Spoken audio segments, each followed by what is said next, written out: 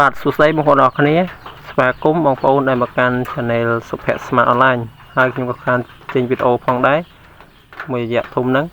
តាំងពីភ្ជួរមករហូតខ្ញុំអត់ដែលចេញវីដេអូសោះតែម្ដងបងប្អូនបាទឥឡូវបងប្អូនចុចពី Setting Privacy រួចឲ្យបងប្អូនចុចពី Setting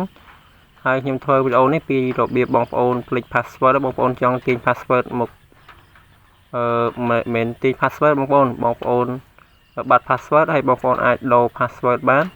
ដោយមិនចាំបាច់ឆែកមើលទេបងប្អូនក៏យើងអាចចូលបានដែរបងប្អូនចុចពីថា change password ឬបងប្អូនចុចកន្លែង profile យើងនឹងមក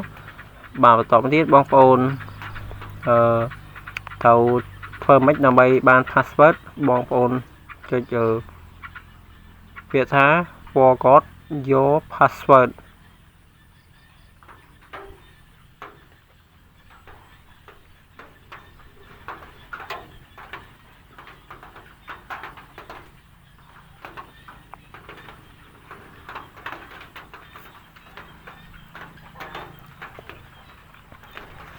បាទហើយវាមាន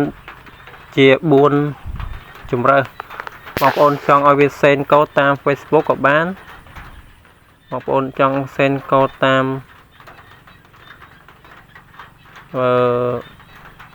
SMS ឬមួយបងប្អូនចាំ password បងប្អូនចុច password ឥឡូវបងប្អូនចុចពី continue មកហើយបន្តមកទៀតបងប្អូនរងចាំសារដែលក្រុមហ៊ុនផ្ញើសារមកនេះបងប្អូនឥឡូវក្រុមហ៊ុនបានផ្ញើសារមកហើយ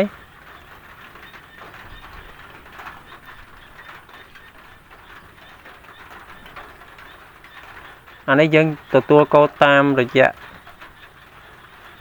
Facebook បងប្អូនខាងក្រុមហ៊ុន Facebook ផ្ញើមកឲ្យ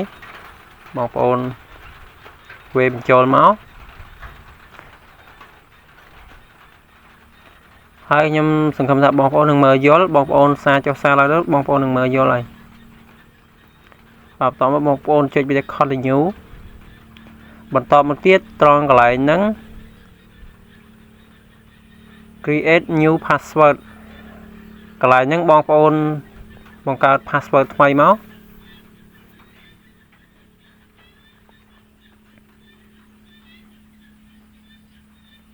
បងប្អូនដាក់លាយអក្សរតូចអក្សរធំហើយលាយលេខមកចំនួន5-6ខ្ទង់មក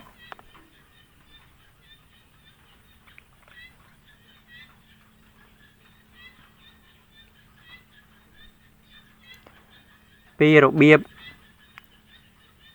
យើងភ្លេច password ហើយយើងឲ្យខាងក្រុមហ៊ុន Facebook ផ្ញើសារមកឲ្យហើយយើងបង្កើត password ថ្មីបែបហ្នឹងបងប្អូនមិនពិបាកទេ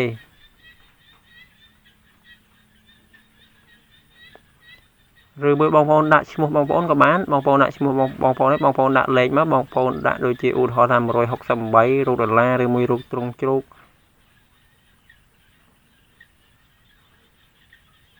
អីចឹងណាបងប្អូន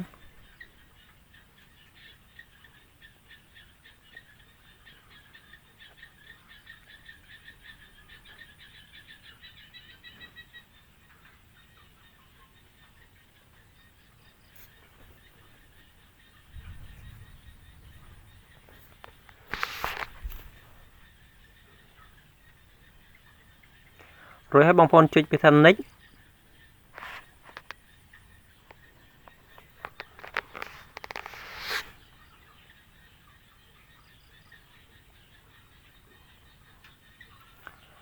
បាទឥឡូវយើងបានបដូរ password ហើយបងប្អូនហើយ password ហ្នឹងបងប្អូនត្រូវចាំអានេះខោខ្ញុំនេះខ្ញុំភ្លេច password